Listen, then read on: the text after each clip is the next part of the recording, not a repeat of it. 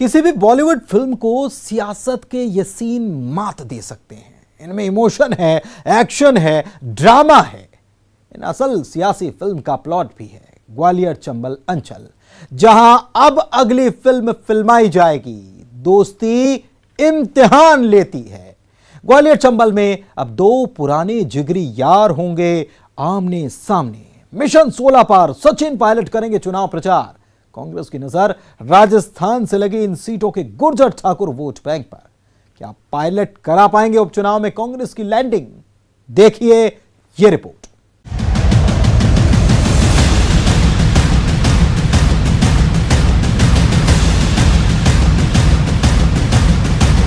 क्या एमपी में 28 सीटों के उपचुनाव मल्टी स्टारर फिल्म का मजा देने वाले हैं? ग्वालियर चंबल की 16 सीटों पर अपनी अपनी फिल्म हिट कराने के लिए है ये दांव।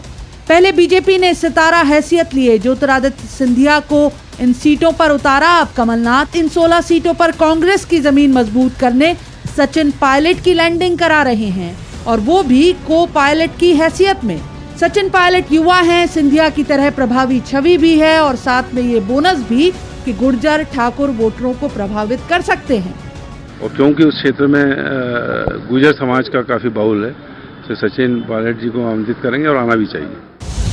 बीजेपी दो दोस्तों के बीच लकीर खींच देने के कांग्रेस के इस दांव को हैरत से नहीं देख रही।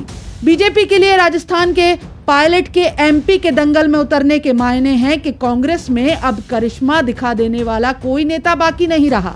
मध्य प्रदेश में सिंधिया के कद का कोई नेता अब कांग्रेस के पास नहीं है। यदि इंपोर्टेड नेता को मध्य प्रदेश लाया जा रहा है तो यह सुनिश्चित हो गया कि मध्य प्रदेश कांग्रेस की स्थिति बहुत खराब है। सुर्खियों में आज आदिवासी भी हैं। 28 सीटों के उपचुनाव में 7 आरक्षित सीटों के अलावा अनूपपुर, नेपानगर, बमोरी जैसी आदिवासी वोटर के बाहुल्य वाली सीटों पर भी नजर। आदिवासी मुद्दा बना मंत्री उषा ठाकुर के एक बयान के साथ।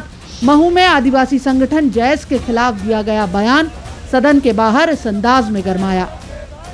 सारे राष्ट्रभक्त वनवासी होते हुए कैसे जैश जैसे देशद्रोही संगठन इस क्षेत्र में पनप। हमने मध्य प्रदेश के माननीय मुख्यमंत्री जी से मांग करी कि प्रदेश के 2 करोड़ आदिवासियों से माफी मांगे और साथ में जो उषा ठाकुर जी को बर्खास्त करे। मैं उन सभी सामाजिक संगठनों का बहुत सम्मान करती हूँ जो जनजाति समाज के उन्नति, प्रगति और विकास के लिए कार्य कर रहे हैं। मेरी कथन रचना से यदि किसी को ठेस पहुंची तो मैं क्षमा चाहती हूँ।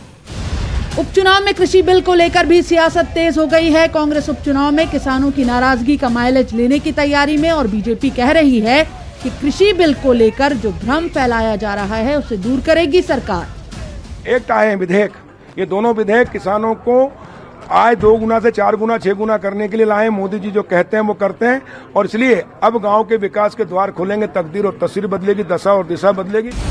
तो पल पल बदल रही एमपी की सियासत में शह और मात के खेल हैं हर दिन। आदिवासी किसान तो सियासत का सदाबहार मुद्दा है ही।